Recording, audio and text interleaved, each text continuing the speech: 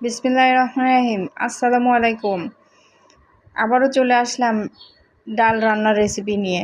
এবার একটু নতুন রকমের ডাল রান্না করেছি আমি, লেবু দিয়ে ডাল। দুই রকম ডাল নিয়েছি, মুগ ডাল এবং মসুরের ডাল। পেঁয়াজ অ্যাড করলাম, এবার টমেটো অ্যাড করব। টমেটো দিয়ে দিলাম, টমেটো দিলে ভালো লাগে ডাল। এরপরে লেবুটা অ্যাড করব, কাঁচামরিচ, যে যেমন ঝাল খায় সেরকম, আমি বেশি দিলাম না। আমি এরকম লেবুগুলো রিংয়ের মতো করে নিয়েছি পিস পিস, যাতে সব রস যেন ডালের মধ্যে যায় এবং খেতেও দুর্দান্ত এবং হ্যাপি লাগবে। হলুদটা অ্যাড করলাম, এরপর দিব লবণ পরিমাণ মতো।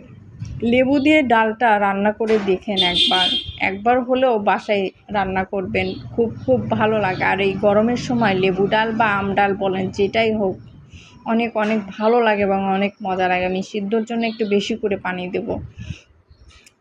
আমি চুলায় বসাই দিয়েছি। এই যে আমার কমপ্লিট লেবু ডাল। একটু সাজনাও দিয়েছি, আমার বাচ্চারা সাজনাটাও পছন্দ করে।